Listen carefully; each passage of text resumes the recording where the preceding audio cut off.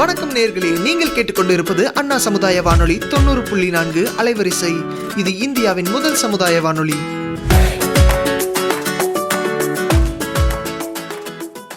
இப்போ நீங்க கேட்க போற நிகழ்ச்சி நட்சத்திர நேர்காணல். இன்னைக்கு நிகழ்ச்சியில நம்ம கூட இணைஞ்சிருக்க ஸ்டார் யாருன்னா நம்மளோட அண்ணா யூனிவர்சிட்டி அலுமினி, இப்போ கரண்ட் ட்ரெண்ட்ல upcoming music director mister Ashwath Naganathan. இவரோட திரையுலக அனுபவங்களை கேட்டு தெரிஞ்சுக்கலாம் வாங்க.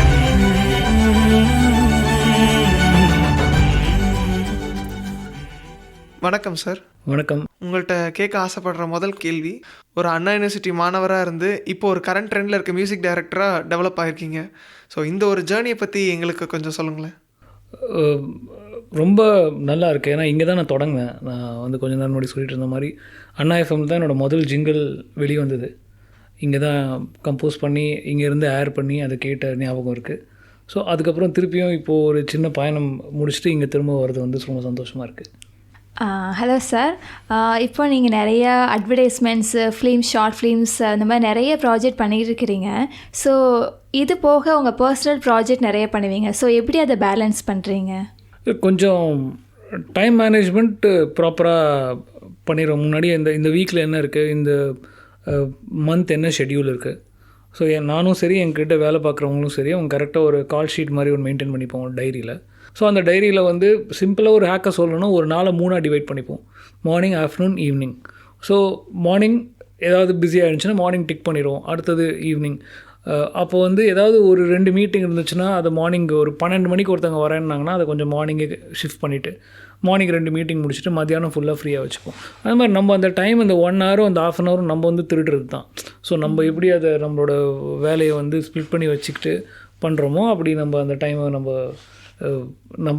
டைமை பை பண்ணி அதை யூஸ் பண்ணிக்க வேண்டியது தான். இன்னொரு கேள்வி என்னென்னா, மியூசிக் இண்டஸ்ட்ரியில் ஒரு பேஷனோடு இருந்திருக்கிறீங்க.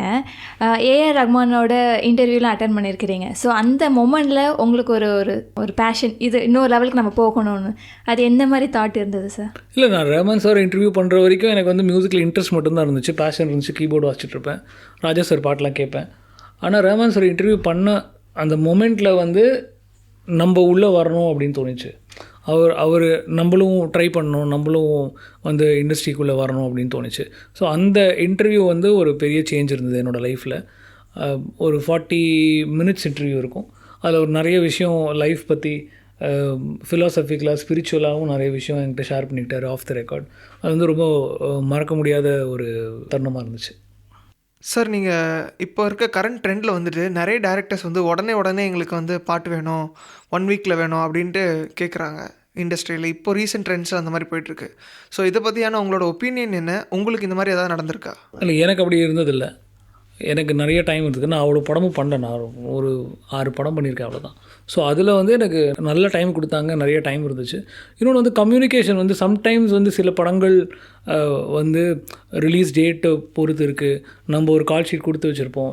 ரொம்ப பிஸியாக இருக்கிற மியூசிக் டைரக்டர்ஸ்லாம் அட் அ டைமே வந்து ஒரு 5 படம் 6 படம் பண்ணிகிட்ருப்பாங்க, இல்லை ஒரு 10 படம் பண்ணிகிட்ருப்பாங்க. அப்படி பண்ணும்போது அவங்கள அந்த ஒரு நாளும் இன்றைக்கி நம்ம இல்லை அப்படின்னா இன்றைக்கி அந்த டேட் மிஸ் ஆகிடும். நீங்கள் அதுக்கப்புறம் அந்த டேட், அந்த பர்டிகுலர் படத்துக்கு அவங்க வந்து 1 வாரம் கழிச்சு தான் கொடுப்பாங்க. ஏன்னா அடுத்த வர டேட்டு இன்னொரு படத்துக்கு இருக்கும். ஸோ அந்த மாதிரி ஒர்க் பண்ணுற மியூசிஷியன்ஸுக்கு ப்ராபப்ளி அது வந்து கொஞ்சம் கஷ்டமாக இருக்கலாம். மியூசிக் டைரக்டருக்கு இல்லை, எல்லாருக்குமே. ஏன்னா மியூசிக் டைரக்டர்ஸ் வந்து அட் அ டைம் நிறைய படங்கள் ஒர்க் பண்ணுவாங்க. ஒரு டேரக்டர் வந்து ஒரு படம் தான் ஒர்க் பண்ணுவார், ஒரு ஆக்டர் வந்து ஒரு படம் தான் ஒர்க் பண்ணுவார், லீட் ஆக்டர். ஸோ இவங்க நிறைய படம் ஒர்க் பண்ணுறதுனால அந்த இது இருக்கலாம்னு நினைக்கிறேன். பட் எனக்கு அப்படி சுச்சுவேஷன் ஃபேஸ் பண்ணதில்லை. ஓகே சார், எதிலும் இசைன்னு சொல்லுவாங்க. ஒரு இசையமைப்பாளராக மனிதனுக்கு இசை எவ்வளோ முக்கியம்னு நீங்கள் நினைக்கிறீங்க? எனக்கே வந்து இசை தான் வாழ்க்கையெல்லாம் இல்லை. இசை வந்து ஒரு வாழ்க்கையில் ஒரு பகுதி. அந்த மாதிரி எல்லா மனிதனுக்கும் இசை வந்து வாழ்க்கையில் ஒரு பகுதியாக கண்டிப்பாக இருக்கணும். அதுவும் இந்தியன் சப்கான்டினென்ட்டில் வந்து இசை வந்து ரொம்ப நம்ம வாழ்வியலோடு கலந்துருக்குன்னு நினைக்கிறேன். நீங்கள் கொஞ்சம் வெஸ்டர்னில், இந்த ஹாலிவுட்லலாம் பார்த்திங்கன்னா ஃபிலிம் ஸ்கோர் கம்போசிங்னு ஒன்று தனியாக இருக்குது. ஆர்டிஸ்ட் இருக்காங்க, இண்டிபெண்டன்ட் ஆர்டிஸ்ட் இருக்காங்க, அவங்க வந்து ஆல்பம் ரிலீஸ் பண்ணுவாங்க. அது ஒரு கல்ச்சர். பட் இந்தியாவில் பார்த்திங்கன்னா சாங்ஸ், ஃபிலிம்ஸில் வந்து அந்த 60ஸ்லேருந்தே சாங்ஸ் இருந்திருக்கு. 10 பாட்டு 15 பாட்டு சாங்ஸ் வந்து ஒரு இன்டெக்ரல் பார்ட் ஆஃப் ஃபிலிம்ஸாக இருந்திருக்கு. படங்களில் பாடல்கள் இல்லாமல் படமே இருந்ததில்லை. நம்மளோட வாழ்வியலில் கலந்துருக்கு. நம்ம பிறக்கும் போதும் பாட்டு பாடுறோம், இறக்கும் போதும் பாட்டு பாடுறோம், ஒரு நல்லது ஃபங்க்ஷன்னா பாட்டு பாடுறோம். அந்த மாதிரி இந்தியாவில் வந்து இந்த இசை வந்து ரொம்ப உணர்வோடு ஜாஸ்தி கலந்துருக்குன்னு நான் பர்சனலாக ஃபீல் பண்ணுறேன். அருமை sir. Back to your college டேஸில் எனக்கு இந்த ஒரு விஷயம் இருந்ததுனால என்னோடய பேஷனை நோக்கி மியூசிக் இண்டஸ்ட்ரியை நோக்கி நான் போனேன். இந்த ஒரு விஷயம் தெரிஞ்சிருந்தா இன்னும் நல்லா இருந்திருக்குமே அப்படின்னு நினச்சிருக்க விஷயம் என்ன சார்? இந்த விஷயம் இருந்ததுனால நான் மியூசிக்கை நோக்கி போனேன் அப்படின்னா, இந்த அந்த ஒரு மீடியா சயின்ஸ் கோர்ஸ் எல்லாம் அப்போ தான் வர ஆரம்பிச்சிருந்தது. அது ஒரு மீடியா சயின்ஸ் கோர்ஸில் நான் படித்தபோது என்னது எதுன்னு தெரியாமல் உள்ளே வந்தபோது நம்மளுக்கு ஒரு ப்ராப்பராக இந்த மாதிரி அண்ணா யூனிவர்சிட்டி மாதிரி ஒரு காலேஜில் ஒரு டிகிரி இருந்துச்சு. இந்த காலேஜ் வந்து ஒரு நல்ல அட்மாஸ்ஃபியர் கொடுத்துச்சு, நிறையா பேரோட பழக்கங்களை கொடுத்துச்சு. நம்ம இப்போ நம்மளோட சீனியர் வந்து விஷால் சந்திரசேகர், அவரும் பெரிய மியூசிக் டைரக்டர். ஸோ அவரோட பழக்கம்லாம் இந்த காலேஜில் இருக்குது. அந்த மாதிரி இந்த காலேஜில் நாங்கள் வந்து நிறையா பேண்டாக ரெப்ரசன்ட் பண்ணியிருக்கோம், நிறையா கல்ச்சுரல்ஸில் ரெப்ரசன்ட் பண்ணியிருக்கோம். ஸோ அது வந்து இந்த காலேஜ் வந்து கொடுத்துச்சு, இந்த டிபார்ட்மெண்ட் வந்து கொடுத்துச்சு. அதுவும் இல்லாமல் நம்மளுக்கு ஒரு பெரிய பெரிய இன்ஸ்டிடியூஷனில் படிக்கிறதுனால ஒரு ஒரு ஒரு செக்யூரிட்டி இருந்துச்சு. இந்த விஷயம் இருந்திருந்தால் இன்னும் பெட்டராக இருந்திருக்கலாமே, இன்னும் நல்லா பண்ணியிருக்கலாமே அப்படின்னா அது எனக்கு ஆக்சுவலாக அப்படி எதுவும் தெரியல. ஏன்னா நான் வந்து எல்லாமே தெரிஞ்சு தான் ஸ்லோ அண்ட் ஸ்டடியாக தான் வந்தேன், தெரிஞ்சு தான் பண்ணேன். எனக்கு இன்னும் இந்த விஷயம் இருந்தால் நான் பெட்டராக பண்ணியிருப்பேன், அந்த மாதிரி எனக்கு எதுவும் தோணலை. Okay, super sir. Ashwath sir, ஒரு மியூசிக் டைரக்டருக்கு இந்த இமோஷன் இருக்கும்போது ஒரு பாட்டு நல்லா வரும் அப்படின்ட்டு நிறைய இமோஷன்ஸ் ஒவ்வொரு டைரக்டருக்கு பெர்ஸ்பெக்டிவ்லையும் இருக்குது. ஸோ எந்த ஒரு டைமில் வந்து உங்களுக்கு வந்துட்டு மியூசிக் வந்து நல்லா வரும், எந்த இமோஷனில் வரும் அப்படின்றது நாங்கள் தெரிஞ்சுக்கலாமா? எல்லாருக்குமே ஜெனரலாக சந்தோஷமாக இருக்கும்போது மியூசிக் நல்லா வரும். மியூசிக்கில் வந்து ரெண்டு விஷயம் இருக்குது. ஒன்று வந்து நம்ம இந்த க்ரியேஷன் பண்ணுற அந்த டைம், இன்னொன்று வந்து அந்த எக்ஸிக்யூஷன் பண்ணுற டைம், இந்த ப்ரொடக்ஷன் சொல்கிறோம் இல்லையா, எல்லோரையும் வாத்தியங்கள் எல்லாம் கூப்பிட்டு வாசிக்க வைக்கிறது. ஸோ அந்த க்ரியேஷன் பண்ணுற டைம் வந்து எங்கே வேணாலும் வரலாம். எனக்கு வந்து நிறைய வந்து பைக்கில் போகும்போது இல்லை ட்ராவல் பண்ணும்போது ஃபோனில் ரெக்கார்ட் பண்ணிடுவேன்.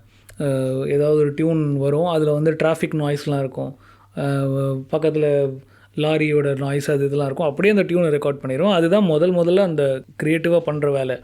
எங்கே போயிட்டு இருந்தாலும் ஏதாவது ஒன்று தோணுச்சுன்னா டக்குன்னு பாடிக்கிட்டே இருப்பேன். பாடுறது நல்லா இருக்கிற மாதிரி எனக்கு தோணுச்சுன்னா அதை ரெக்கார்ட் பண்ணிடுவேன். அதுக்கப்புறம் அதை மறந்துட்டு 2 நாள் கழித்து அந்த ரெக்கார்ட் பண்ணது எல்லாத்தையும் போட்டு பார்க்கும்போது எதெல்லாம் எனக்கு நிஜமாகவே உணர்வுபூர்வமாக கனெக்ட் ஆகுதோ அதை மட்டும் ஹார்ட் டிஸ்கில் லோட் பண்ணிடுவேன். அதுக்கப்புறம் அதை வந்து செக்ரிகேட் பண்ணி ஒரு ஃபோல்டரில் போட்டு வச்சுக்கிட்டு படங்கள் வரும்பொழுது என்ன அப்ளை ஆகுதான்னு பார்த்துட்டு அதில் வச்சு அதில் ஒர்க் பண்ணுவேன். ஸோ அந்த மாதிரி தான், இதுதான் என்னோடய ப்ராசஸ். அஸ்வத் சார், உங்களுக்கு இண்டஸ்ட்ரிக்குள்ளே வர்றதுக்கு முன்னாடியோ அவர் வந்ததுக்கப்புறம் எந்த மியூசிக் டைரக்டர் உங்களுக்கு ரொம்ப ஃபேவரட் ஆர் இன்ஸ்பிரேஷன், இல்லை எந்த பாட்டு உங்களுக்கு ரொம்ப பிடிக்கும்? ஃபேவரட் மியூசிக் டைரக்டர் நான் நிறையா இண்டஸ்ட்ரிக்கு வரதுக்கு முன்னாடி ராஜா சாரோட பாட்டை தான் வந்து நிறைய ஸ்டடி பண்ண ட்ரை பண்ணியிருக்கேன். என்ன மாதிரி மியூசிக்காலிட்டி இருக்குதுன்னு ஸ்டடி பண்ண ட்ரை பண்ணியிருக்கேன். அஃப்கோர்ஸ் ரஹ்மான் சாரையும், எனக்கு முன்னாடி வந்து எல்லா இசையமைப்பாளர்களோட பாட்டையும் பேண்டில் வாசிக்கும் போது ஸ்டடி பண்ணுவோம், எப்படி பண்ணியிருக்காங்க, என்ன ப்ராக்ரெஷன் இருக்குது அப்படின்னு. அந்த மாதிரி எல்லாரோட பாட்டும் ரொம்ப ஸ்பெசிஃபிக்காக எனக்கு ரொம்ப பிடிச்ச பாட்டு வந்து தில்சேன்ற படத்தில் வந்து தில்சேரேன்னு ஒரு பாட்டு. அது வந்து அந்த பீரியடில் எனக்கு இசையமைப்பாளராக ஸ்டார்ட் பண்ணும்பொழுது அந்த பாட்டு எனக்கு ரொம்ப பிடிச்ச பாட்டு. Nice nice sir. சார், எல்லா சாதனையாளர்கள் பயணத்துலேயும் ஒரு தடை இருக்கும். அந்த தடையிலேருந்து மீண்டு வந்த கதை ஒன்று இருக்கும்.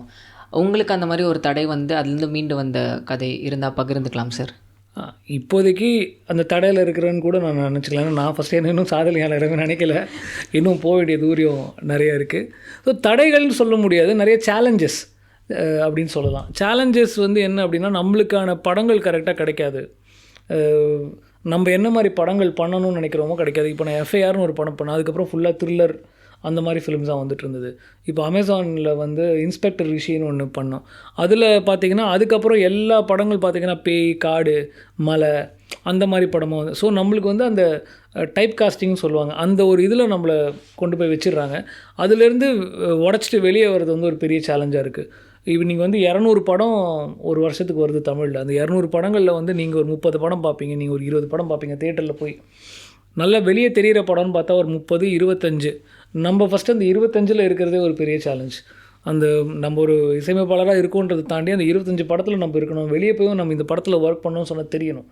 ஸோ இதெல்லாம் வந்து சேலஞ்ச். பாட்டு ஹிட் ஆகணும், பிஜிஎம் ஹிட் ஆகணும், தொடர்ந்து நம்மளுக்கு நல்ல படங்கள் கிடைக்கணும், நல்ல டைரக்டரோட அசோசியேஷன் கிடைக்கணும். இந்த விஷயங்கள்லாம் வந்து அது ஜேர்னியில் ரொம்ப ரொம்ப முக்கியம்னு நினைக்கிறேன். ஸோ இதெல்லாம் எனக்கும் அமையணும், அந்த அமையறதை நோக்கியான பயணம் தான் போயிட்டுருக்கு. இதெல்லாம் தான் சேலஞ்சஸ். பட் தடைகளை உடச்சிட்டு மேலே வந்தேன் அந்த மாதிரியெல்லாம் கதையெல்லாம் ஒன்றும் பெருசாக எதுவும் கிடையாது.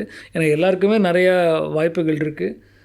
நம்ம பண்ண வேண்டியது என்னென்னா கம்ப்ளைண்ட் பண்ணாமல் நம்ம வந்து ரிசோர்ஸஸை வந்து பயன்படுத்தணும். இப்போ நான் இங்கே படிக்கும்போது ஆர்சிசின்னு ஒரு இடம் இருக்கும். நாங்கள் என்ன ரெஃபரன்ஸ்னாலும் அங்கே ஓடணும். இன்றைக்கி எல்லாமே கையில் இருக்குது. ஃபோனில் தட்டினா உங்களுக்கு ரெஃபரன்சஸ் எல்லாமே வந்துடுது. மியூசிக்கும் அப்படி தான். நீங்கள் வந்து மியூசிக் ப்ரொடக்ஷன் பண்ணுறேன்னு சொல்கிறீங்க, கண்டிப்பாக உங்ககிட்ட எல்லாமே இருக்கும். உங்கள் பேசிக் செட்டப்போ லாஜிக் ப்ரோ இதெல்லாமே இருக்கும்ல உங்ககிட்ட. ஏன்னா லாஜிக் ப்ரோ வந்து படித்து முடிச்சுட்டு வெளியே வந்து 5 வருஷம் கழிச்சு தான் அது என்னால் வாங்கவே முடிஞ்சுது. ஸோ பட் இதெல்லாம் நான் ஒரு குறைய சொல்ல முடியாது. ஏன்னா இது மாறிட்டே போயிட்டே இருக்கும். இன்னும் அதுக்கு அடுத்து வரவங்க வந்து இதை விட சீக்கிரமாகவே எல்லாத்தையும் ஆக்சஸ் பண்ணிடுவாங்க. ஸோ நம்ம அதை வச்சுக்கிட்டு என்ன பண்ணுறோம் அப்படின்றது தான் விஷயம்.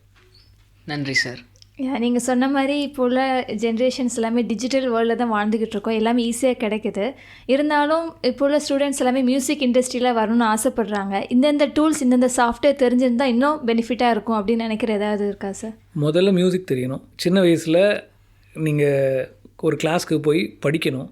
இங்கே ஜென்ரலாக பெற்றோர்கள் பண்ணுற தப்பு என்ன அப்படின்னா, பசங்களை வந்து மியூசிக் கிளாஸில் சேர்க்கும்போது 10 சினிமா பாட்டு வாசிக்க கற்றுக் கொடுக்கணும், 5 சினிமா பாட்டு வாசிக்க கற்றுக் கொடுக்கணும் அப்படின்ற மாதிரி கிராஷ் கோர்ஸில் போய் சேர்க்குறாங்க. அது வந்து ரொம்ப ஹெல்த்தியான விஷயம் இல்லைன்னு நான் நினைக்கிறேன் பர்சனலாக. அந்த பசங்களுக்கு வந்து மியூசிக்னால் என்ன, மியூசிக்கோட பேசிக்ஸ், மியூசிக்கோட தியரியை ஃபஸ்ட்டு கற்றுக் கொடுக்கணும். அந்த தியரி வந்து சின்ன வயசில் கற்றுக்கிட்டா ரொம்ப நல்லதுன்னு நினைக்கிறேன். அதுதான் பேசிக்கு. அதுக்கப்புறம் டூல்ஸ் வந்து சாஃப்ட்வேர்ஸ்லாம் வந்து அப்டேட் ஆகிட்டே இருக்க போகுது. நாளைக்கு வேறு ஒன்று வரப்போகுது, நாளைக்கு ஏஐ வரப்போகுது, ஏஐ வந்துருச்சு. ஸோ அது வந்து நம்ம தொழில்நுட்பம் தானே. அது வந்து இப்போ லாஜிக் ப்ரோ அப்படின்ற சாஃப்ட்வேர் வந்து எல்லாருமே வைடாக வேர்ல்டு ஃபுல்லாக உலகம் ஃபுல்லாக யூஸ் பண்ணுறாங்க. அந்த சாஃப்ட்வேர் உங்களுக்கு மியூசிக் தெரியும் அப்படின்னா அந்த லாஜிக் ப்ரோ கற்றுக்கிறது வந்து ரொம்ப ஹெல்ப்ஃபுல்லாக இருக்கும்னு நினைக்கிறேன். நீங்கள் இப்போ சொன்ன மாதிரி ஏஐ இண்டஸ்ட்ரி பற்றி சொன்னீங்க. லாஸ்ட் வீக் நான் ஒரு ஒர்க் ஷாப் அட்டன் பண்ணேன் ஏஐ ரிலேட்டடாக. அதில் வந்து நமக்கு எந்த மாதிரி சாங் வேணும்னு தீம் போட்டால் ஆட்டோமேட்டிக்காக லிரிக்ஸ் கொடுத்துருது. ஸோ மியூசிக்கும் அதுவே போடுது. அப்படிங்கிறப்போ இப்போ உள்ள மியூசிக் டைரக்டர்ஸ்க்கு என்ன கஷ்டம்தான். ஏன்னா வந்து ஏஐ வந்து நிறைய விஷயங்களை கொடுத்துருது. நம்ம என்ன பண்ணிக்கணும்னா ஏஐ ஃப்ரெண்ட் ஆக்கிக்கணும். ஏன்னா நம்ம வந்து ஏஐ ஃப்ரெண்ட் ஆக்கிக்கணும்னா ஏஐயால் என்ன பண்ண முடியுதோ அது கூட நம்ம சேர்ந்து என்ன பண்ணுறோன்னு ஒன்று இருக்குது. நீங்கள் இப்போ பேசிகிட்டு இருக்கும்போது நான் இப்போ லாஸ்ட் வீக் வந்து ஏஐ கூட ஒரு ப்ராஜெக்ட் கொலாபரேட் பண்ணி பண்ணோம். ஒரு அது வந்து நிறைய ஒரு வேர்சஸ்லாம் கொடுத்துச்சு. இந்த மார்கழி சீசன் பற்றி ஒரு பாட்டு ஒன்று பண்ணும்போது ஏஐ வந்து அவங்களே இந்த ரேப் ஃபுல்லாக ஏஐயில் வந்து ஒரு வாய்ஸில் வந்துருச்சு. ஸோ இப்போ நம்ம என்ன பண்ணோம், அந்த ரேப்பை வச்சுக்கிட்டு நம்ம என்ன பண்ணலாம் அப்படின்னு பார்த்துட்டு அந்த ரேப்பை வச்சுக்கிட்டு நம்ம ஹியூமன் இன்ஸ்ட்ருமெண்ட்ஸோடு அது கூட பிளெண்ட் பண்ணி சில விஷயங்கள் பண்ணி அவுட்புட் கொடுத்தோம். அதில் வந்து கிரெடிட்டில் வந்து ஏஐ ரேப் கிரியேட்டட் பை ஏஐன்னு தான் போட்டிருந்தோம். ஸோ ஏஐ வந்து அது ஃப்ரெண்டாக்கிக்கணும், அது கூட நம்ம பயணம் பண்ணணும். ஆனால் ஹியூமன் மைண்டு சுப்பீரியர் தேன் ஏஐன்னு நான் நினைக்கிறேன். ஏஐயால் பண்ண முடியாத சில விஷயங்களை வந்து ஹியூமன் மைண்டால் பண்ண முடியும் மியூசிக்காகவே. ஸோ ஏஐ வந்து நீங்கள் கொடுத்தா ஒரு பாட்டு கொடுக்குது, பட் அதில் இருக்கிற இன்ட்ரிகேட்டான விஷயங்கள், இந்த இடத்துல இது மாறணும், எனக்கு இந்த இடத்துல இது வேணும், இந்த இடத்துல இது, இந்த மாதிரி எல்லா விஷயமும் ஒரு ஹியூமன் மைண்டு தான் அதுக்கு ஃபீட் பண்ணணும். ஸோ அப்படி இருக்கும்போது கண்டிப்பாக அதுக்கு தான் நான் முதல்ல சொன்னேன் இல்லையா, மியூசிக் தெரியணும்னு சொன்னேன் இல்லையா. மியூசிக் தெரிஞ்சு இந்த அப்ரோச்செலாம் கரெக்டாக இருந்தால் நம்ம ஏஐ கூட கம்ப்ளீட்டும் பண்ணலாம், ஏஐ கூட பார்ட்னர்ஷிப்பும் பண்ணலாம். அப்படி தான் நம்ம ஃப்யூச்சரை யோசிக்கணும். உங்கள் லைஃப்பில் நிறைய ஸ்டேஜஸை மீட் பண்ணிட்டு வந்திருப்பீங்க, நிறைய லெஜெண்டரி மீட் பண்ணியிருக்கீங்க. நிறைய பேர் உங்களை அப்ரிஷியேட் பண்ணியிருப்பாங்க உங்கள் மியூசிக்கை. நீங்கள் ஃபஸ்ட்டு சொன்ன மாதிரி அண்ணா யூனிவர்சிட்டியில் ஃபஸ்ட்டு ஜிங்கிள் போட்டதுலேருந்து இப்போ வர உள்ள மியூசிக் வர நிறைய அப்ரிஷியேஷன் வந்திருக்கும். ஏதாவது மறக்க முடியாத ஒரு அப்ரிஷியேஷன், ஒரு லைன் ஞாபகம் இருக்கா சார்? மறக்க முடியாத ஒரு லைன் வந்து கௌதம் சார், கௌதம் மேனன் டைரக்டர், அவர் வந்து அப்ரிஷியேட் பண்ணது, பாட்டு நல்லாயிருக்கு அப்படின்னு சொன்னது வந்து ரொம்ப ஸ்பெஷலாக இருந்துச்சு. மற்றபடி எனக்கு நிறைய கிரிட்டிசிசம் வரும் என் ஃப்ரெண்ட்ஸு மூலமாக. ப்ரெஸ்ஸில் வந்து எல்லாருமே நல்லா எழுதியிருந்தாங்க. என்னோடய 2 படங்கள் பற்றியும் பேக்ரவுண்ட் ஸ்கோர் பற்றி மென்ஷன் பண்ணி எழுதியிருந்தாங்க. எல்லா ப்ரெஸ்ஸும், எல்லா leading media, Times of India, Hindu எல்லாத்துலேயுமே எழுதியிருந்தாங்க. ஒரு லைன் பேரை மென்ஷன் பண்ணி எழுதியிருந்தாங்க. அந்த அப்ரிசியேஷன் வந்து ரொம்ப முக்கியமாக இருந்தது, மீடியாவிலேருந்து வந்தது. அதை தவிர 2-3 கிரிட்டிசிசம் வந்து ரொம்ப நான் தெரிஞ்சு இது தப்பாக இருக்கேன்னு நினச்ச விஷயத்தை அவங்க வந்து பாயிண்ட் அவுட் பண்ணி, இதெல்லாம் நீங்கள் கரெக்ட் பண்ணிக்கோங்க, ஆனால் இதெல்லாம் கரெக்ட் பண்ணிக்கிட்டிங்கன்னா ரொம்ப பெரிய இடத்துக்கு போகலாம், இந்த மாதிரி ஒரு டேலண்ட் ஐடென்டிஃபை பண்ணுற மாதிரி சில ரிவ்யூஸ்லாம் எழுதியிருந்தாங்க. ஸோ அது எனக்கு பிடிச்சது. இசையில் மண்வாசனைன்னு எழுதியிருந்தாங்க குமுதமில், அது எனக்கு ரொம்ப நினைவு இருக்கிற ஒரு ரிவ்யூ. ஸோ இந்த மாதிரி மீடியாவில் வந்த ரிவ்யூ எனக்கு கண்டினியூஸாக நல்ல ரிவ்யூஸ் வந்திருக்கு. அதுதான் என்னோடய ரொம்ப இது. ஃப்ரெண்ட்ஸ்கிட்டேருந்து கிரிட்டிசிசம் வரும், ஃப்ரெண்ட்ஸ்கிட்டேருந்து ரொம்ப அடிமட்ட கிரிட்டிசிசம் வரும். அதுவும் ஏற்றுட்டுருக்கோம். சார், இப்போது நார்மலாக ஒரு மியூசிக் டைரக்டருக்கு எனக்கு இந்த ஒரு டைரக்டர் கூட ஒர்க் பண்ணணும் அப்படின்றது வந்து ஒரு கனவாக இருக்கும். அப்படி உங்களோட கனவு டைரக்டர் அப்படின்றது வந்து யார்? இல்லை, எனக்கு வந்து ஃபேவரட் டைரக்டர் எல்லாருமே இருக்காங்க. நிறைய டைரக்டர்ஸ் எனக்கு ரொம்ப பிடிக்கும். பட் எனக்கு அவங்க எல்லாரையுமே வந்து அவங்க படத்தை நான் பார்த்து ஒரு ஆடியன்ஸாக பார்த்தா போதும்னு நினைக்கிறேன். எனக்கு வந்து என் கூட ட்ராவல் பண்ணுற டைரக்டர்ஸ், நம்ம இப்போது ஒரு மணிரத்னமும் ரஹ்மான் சாரும் இருக்காங்கன்னா அவங்க 2 பேரும் உருவாகி ஒரு காம்பினேஷனாக உருவாயிருக்கு இல்லையா. எனக்கு இப்போ மணிரத்னம் சார் கூட ஒர்க் பண்ணணும்னு ஆசை கிடையாது. ஏன்னா அவங்க அந்த காம்பினேஷன் ஆல்ரெடி உருவாக்கிட்டாங்க. எனக்கு வந்து அந்த மாதிரி புதுசாக வர டைரக்டர்ஸ் கூட, அடுத்த ஜென்ரேஷனில் வர ஃபிலிம் மேக்கர்ஸ் கூட, யங்கர் ஃபிலிம் மேக்கர்ஸ் கூட நம்ம ஒரு காம்பினேஷனை அமைச்சிக்கிட்டு ட்ராவல் பண்ணோம் அப்படின்னு நினைக்கிறேன். இதுதான் ஆனஸ்ட்டாக ஆன்சர். மற்ற எல்லா டைரக்டர்ஸோட படங்களும் நம்ம தியேட்டரில் போய் ஒரு ஆடியன்ஸை பார்த்தா போதும்னு நினைக்கிறேன். அவங்க கூட ஒர்க் பண்ணுன்ற ட்ரீம் எல்லாம் கிடையாது. நீங்கள் அப்கமிங் டைரக்டர்ஸ்க்கு இவ்வளோ சப்போர்ட் பண்ணுறதே எங்களுக்கு இவ்வளோ ரொம்ப பெருமையாக இருக்குது. இல்லைன்னா நானும் அப்கமிங் தானே. ஏன்னா ஒரு கொலாபரேட்டிவ் ஒர்க்கில் பண்ண முடியும். நம்ம வந்து ஒரு லெஜெண்டரி டைரக்டர் கிட்ட ஒர்க் நம்ம வந்தால் நோ சொல்ல போகிறதில்ல. பட் நம்ம சேர்ந்து வளர்றதுல ஒரு இது இருக்கு இல்லையா. இப்போ நான் வந்து எஃப்ஐஆர்னு ஒரு விஷயம் பண்ண, இன்ஸ்பெக்டர் விஷயம், அதில் வந்து என் டீமில் ஒர்க் பண்ண மியூசிஷியன்ஸ் எல்லாருமே ரொம்ப யங்ஸ்டர்ஸ். அண்ணா யூனிவர்சிட்டி பசங்க, பாஸ் அவுட் ஆனவங்க, ஜஸ்ட்டு பாஸ் அவுட் ஆனவங்க. எனக்கு வந்து அந்த மாதிரி யங்கர் மியூசிஷியன்ஸ் கூட ஒர்க் பண்ணுறது ரொம்ப பிடிக்கும். ஏன்னா அவங்க கூட நான் ஒரு கொலாபரேட்டிவ் ஒர்க்கில் போகிறேன். அதே மாதிரி இப்போ புதுசாக வர ஃபில்ம் மேக்கர்ஸ் இருக்காங்கன்னா நமக்கு கொஞ்சம் அதோட ஒரு எக்ஸ்பீரியன்ஸ் இருக்குது. ஸோ நம்ம அந்த அவங்க படத்தில் பெட்டராக கான்ட்ரிபியூட் பண்ண முடியும், அவங்க கூட ஒரு பார்ட்னர்ஷிப் அமைக்க முடியும். இப்போ அந்த மாதிரி ஒரு ஜேர்னி தான். இப்போ வந்து எம்எம் கீரவாணி பார்த்திங்கன்னா அவர் ஃபீல்டெல்லாம் முடிச்சுட்டு ஃபீல்டு அவுட்டுன்னு சொல்லி முடித்த உடனே வந்து ஆஸ்கர் வாங்கினார். ஏன்னா ராஜமௌலி கூட ஒரு காம்பினேஷனில் வந்து அவர் ஆஸ்கர் வாங்கினார் இந்த பாட்டுக்கு. ஸோ அது அந்த மேஜிக் வந்து எப்போ வேணாலும் நடக்கும். அதனால் நம்ம வந்து எஸ்டாப்ளிஷ் டைரக்டர்ஸ் பின்னாடி அலைய தேவையில்லைன்னு நினைக்கிறேன். நம்மளுக்குன்னு ஒரு ஃபிலிம், ஒரு செட் ஒன்று க்ரியேட் பண்ணிக்கிட்டு அவங்க கூட ட்ராவல் பண்ணோம். அதுதான் ரொம்ப முக்கியம். அதுதான் பண்ணிக்கிட்டு இருக்காங்க. இப்போ பார்த்தீங்கன்னா கார்த்திக் சூப்பராஜ், சந்தோஷ் நாராயணன், ரஞ்சித் சார், இவங்கெல்லாம் ஒரு டீமாக வந்தாங்க. ஸோ அவங்களுக்கு ஒரு சினிமா அமைச்சுக்கிறாங்க. அவங்க நாளை இயக்குனரையும் வந்தாங்க. ஜஸ்டின் பிரபாகரன், அவங்களுக்கு ஒரு அந்த செட்டாக வந்து அவங்க ஜெயிச்சுட்டு ஸ்லோவாக மேலே போகிறாங்க. அப்போ யாராவது ஒரு பெரிய டைரக்டர்ஸ் பாயிண்ட் பண்ணி அவங்கள கூப்பிட்றாங்க. அப்படி தான் ஜேர்னி இருக்கணும்னு நினைக்கிறேன். Nice sir. இப்போ வந்து ஒவ்வொருத்தவங்களுடைய பேஷனை கண்டுபிடிக்கிறதே ஒரு பெரிய மிஸ்ட்ரி மாதிரி இருக்குது. ஸோ நீங்கள் எந்த வயசில் உங்கள் பேஷன் இதுதான் கண்டுபிடிச்சிங்க? அந்த டைமில் உங்கள் ஃபேமிலி எந்த அளவுக்கு உங்களுக்கு சப்போர்ட் பண்ணாங்க? இல்லை, பேஷன் இதுதான் கண்டுபிடிச்சது வந்து ரொம்ப 6th ஸ்டாண்டர்ட் 7th ஸ்டாண்டர்ட்லேயே. அங்கேயே வந்து நான் ஒரு ஆட்டோகிராஃப் புக்கில் வந்து I want to become a music டைரக்டர்லாம் எழுதியிருக்கேன். என்னோடய ஃப்ரெண்டுக்கிட்டே இருக்காது. ஸோ ஆனால் அந்த பேஷனை நோக்கி நான் ஒர்க் பண்ணேன்னு கேட்டால் இல்லை. நான் வந்து அந்த ஹிடன் பேஷன் இருந்தது. 12th முடித்தேன், காலேஜில் வந்து படித்தேன். அந்த காலேஜில் வந்து படிக்கும்போது கூட மியூசிக் டைரக்டர் ஆகணுன்ற எய்ம் ஒரு பேஷனாக இருந்துச்சே தவிர அதை நோக்கி நான் வந்து சின்சியராக வேலை பார்க்க ஆரம்பிச்சதுன்றது வந்து ரொம்ப லேட்டு. அதனால் வந்து அந்த ஐடென்டிஃபை பண்ணது வந்து ரொம்ப முன்னாடியே. நம்ம பண்ண முடியுமான்ற டவுட் இருந்தது. இன்ஃபேக்ட் இந்த காலேஜ் முடிக்கும் போது எனக்கு விஜய் ஆண்டனி சார்கிட்ட ஒரு ஆப்பர்ச்சுனிட்டி இருந்தது போய் ஜாயின் பண்ணுற மாதிரி. ஆனால் அது எனக்கு எடுக்கலாமா வேணாமான்னு டவுட் இருந்தது. ஏன்னா இப்போ அவங்கக்கிட்ட போயிட்டோன்னா நம்ம மியூசிக் தான் நம்மளோட உலகம், மியூசிக் தான் நம்மளோட வாழ்க்கை, இந்த வாழ்க்கை நமக்கு வேணுமா, அந்த ஒரு கொஸ்டினே இருந்தது. ஏன்னா எனக்கே கான்ஃபிடென்ஸ் இல்லை, ஆனால் பேஷன் இருந்துச்சு. ஸோ நான் வந்து இங்கே விட்டுட்டு நான் என்டிடிவியில் போய் ஜாயின் பண்ணிவிட்டேன். ஒரு டெலிவிஷன் சேனலில் ஒர்க் பண்ணேன். அப்போவும் பேஷனை சைடில் பண்ணிகிட்டு இருந்தேன். என்டிடிவிக்கே நான் மியூசிக்லாம் பண்ணிகிட்டு இருந்தேன். அப்போவும் பேஷனை நான் வந்து அட்ரஸ் பண்ணிகிட்டு இருந்தேனே தவிர நான் சின்சியராக ஒர்க் பண்ண ஆரம்பிக்கல. ஃபஸ்ட்டு படம் வரும்பொழுது நான் லீவ் போட்டு தான் போனேன். ஆஃபீஸ்க்கு லீவ் போட்டு ஒரு 6 மாதம் லீவ் போட்டு போய் ஃபஸ்ட் படம் பண்ணேன். ஃபஸ்ட் படம் பண்ணி முடித்த பிறகு தான் எனக்கு வந்து சரி நம்ம இனிமேல் அந்த ஆஃபீஸ்க்கு போகக்கூடாது அப்படின்னு எனக்கு ஒரு மென்டலாக ஒரு தோணுன்னா நான் போய் ரெசிக்னேஷன் பண்ணிட்டு வந்தேன். ஸோ அதனால் நான் வந்து டெசிஷன் எடுத்தது ரொம்ப லேட்டு. 7ஆம் கிளாஸ்லேயே ஆனால் பேஷன் இருந்தது. ஆனால் அந்த பேஷனை நோக்கி நான் வந்து ரொம்ப சீரியஸாக ஒர்க் பண்ணல. ஸோ ஃபேமிலியை பொறுத்த வரைக்கும் வந்து பெரிய தடங்களோ இல்லை என்ன நெகட்டிவாவோ எதுவுமே பண்ணல. இன்னும் உனக்கு என்ன பிடிச்சதோ அதை பண்ண, அதை கரெக்டாக பண்ணுன்ற மாதிரி ஒரு இதில் தான் இருந்தாங்க. அவங்க எப்போதுமே இன்னி வரைக்கும் அவங்க சப்போர்ட்டிவாக தான் இருக்காங்க. நீங்கள் சொன்ன மாதிரி என்டிடிவியில் ஒர்க் பண்ணீங்கன்னு சொன்னீங்க. ஸோ அந்த டிரான்ஸ்ஃபர்மேஷன் எப்படி இருந்தது? யார் அந்த இடத்துல உங்களுக்கு கூட இருந்தா? ஃப்ரெண்ட்ஸா, இல்லை நீ பண்ணுறது கரெக்டாக தான் உன்னுடைய செகண்ட் நேச்சர், நீ மியூசிக் பண்ணும்போது தான் நீயா இருக்கிற அப்படின்னு அந்த இடத்துல யாராவது என்கரேஜ் பண்ணியிருப்பாங்க? இல்லை, நிறைய பேர் என்கிட்ட சொல்லியிருக்காங்க பார்த்திபன் சார் சொல்லியிருக்காரு, ஆக்டர் பார்த்திபன். அவர் வந்து நீங்கள் வந்து எல்லாமே செக்யூரிட்டி ஒன்று க்ரியேட் பண்ணி விட்டு ஒரு 5 வருஷம் இங்கே வேலை பார்த்து, நான் UGC net qualified lecturer, so நான் வந்து வேணா ஒரு காலேஜ் போய் லெக்சர் பண்ணேன், இதெல்லாம் வந்து செக்யூரிட்டி பண்ணிட்டு தான் சினிமாவுக்கு வந்தேன். நீங்கள் வந்து செக்யூரிட்டி இல்லாமல் சினிமாவுக்கு வந்திருந்தீங்கன்னா நீங்கள் இப்போ எந்த இடத்துல இருக்கீங்களோ முன்னாடியே அங்கேயே இருந்திருப்பீங்கன்னு பார்த்திபன் சார் சொன்னார். அது உண்மையாக இருந்திருக்கலாம் மேபி. ஸோ நான் வந்து என்னை யாரையுமே இதை விட்டுட்டு அங்கே இதை விட்டுட்டு அங்கே போகலாம் சொல்ல. த்ரூ அவுட் என்னோடய டிசிஷன் தான். நான் ஒரு செக்யூர்டாக ஒரு விஷயம் இருக்கணும்னு நினச்சேன். அதுவே ப்ராபப்ளி ஒரு மைனஸாக கூட இருக்கலாம். ஏன்னா எனக்கு வந்து ஒரு கம்ஃபர்டபுள் ஜோனில் வந்துருச்சு. ஒரு ஒரு ஒர்க்குக்கு போயாச்சு, ஒரு 5 வருஷம் வேலை பார்த்தாச்சு. இந்த சைடு ஒரு என்டிடிவி மாதிரி ஒரு கம்பெனியில் இருந்துட்டு யூஜிசி கிளியர் பண்ணியாச்சு, லெக்சர் பண்ணலாம் வேணும்னா.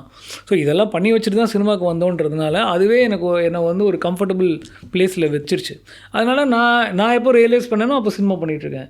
இப்போ நான் வந்து இப்போ கொஞ்ச நாள் போயிட்டே இருக்கும்போது எனக்கு சினிமா போதும் அப்படின்னு தோணுச்சுன்னா போதும்னு விட்டுருவேன். ஸோ எனக்கு வந்து அதை தாண்டி அந்த ரியலைசேஷன் என் ஃப்ரெண்ட்ஸு கூட இருந்து என்னை சப்போர்ட் பண்ணி வச்சாங்க. அந்த மாதிரி பெரிய கதைகள்லாம் எதுவும் இல்லை அன்ஃபார்ச்சுனேட்லி. Okay, nice sir. இப்போ வந்து ஒவ்வொரு இயருமே வந்து வேர்ல்டு அப்டேட் ஆகிட்டே இருக்குது. ஸோ அப்படிங்கிறப்போ ஒவ்வொருத்தவங்களுக்கும் ஒரு 5 இயர்ஸ் பிளான், 1 இயர் பிளான்னு இருக்கும். ஸோ உங்களுக்கு அந்த மாதிரி ஏதாவது பிளான்ஸ் இருக்கு? என்னோட இம்மீடியட் பிளான் வந்து ஒரு 15 ஹிட்டு பாட்டு கொடுக்கணும்.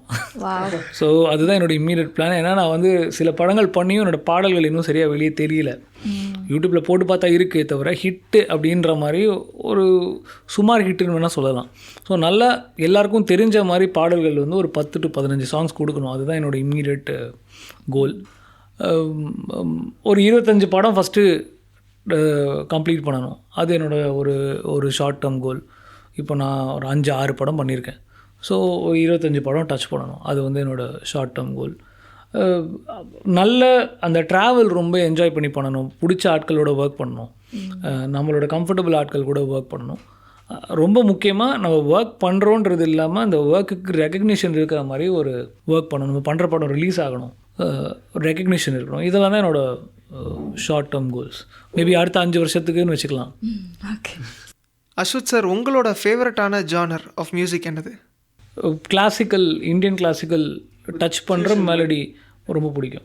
கொஞ்சம் ஒரு இண்டியன்னஸ் இருக்கிற மெலடி ரொம்ப பிடிக்கும். ஒரு ஹிந்துஸ்தானி மாதிரி கொஞ்சம் இண்டியன்னஸில் ஒரு கிளாசிக்கல் டச், ஐதர் ஹிந்துஸ்தானியோ ஒரு கர்நாடிக்கோ, அந்த டச் இருக்கிற மெலடிஸ் எனக்கு ரொம்ப பிடிக்கும்.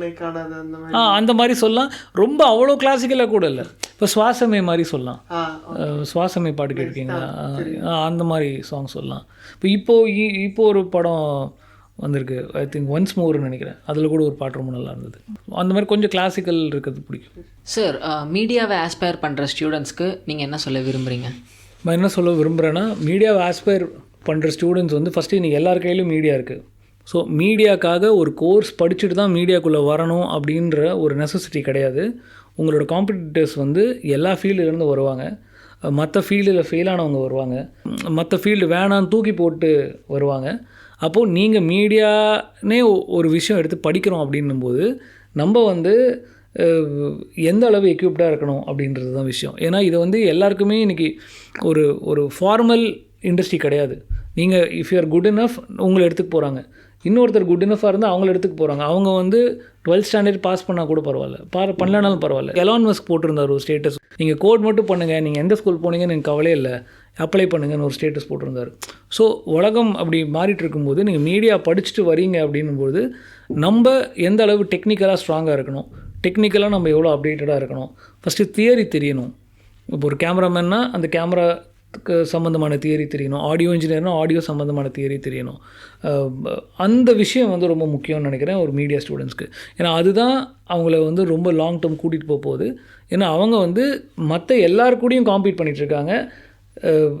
இந்த விஷயத்தை வந்து உங்களுக்கு மட்டும் தான் தெரியும்னு எக்ஸ்க்ளூசிவ் கிடையாது. இப்போ நீங்கள் ஐடி ஃபீல்டில் வந்து பிடெக் படிக்காமல் போக முடியாது, கம்ப்யூட்டர் படிக்காமல் போக முடியாது. உங்கள் சீனியருக்கு வந்து இதை விட சீனியர் உங்களுக்கு தெரிஞ்சவங்க தான் உங்களோட சீனியராக இருப்பாங்க. பட் ஆனால் மீடியா ஃபீல்டு அப்படி கிடையாது, யார் வேணாலும் வரலாம் அப்படின்றது இருக்குது. ஸோ அந்த ஓப்பன்னஸ் இருக்கிறதுனால நம்ம இன்னும் கொஞ்சம் ரொம்ப ஹார்ட் ஒர்க் பண்ணணும்னு நினைக்கிறேன். இது வந்து என்னோட கருத்து. நன்றி சார்.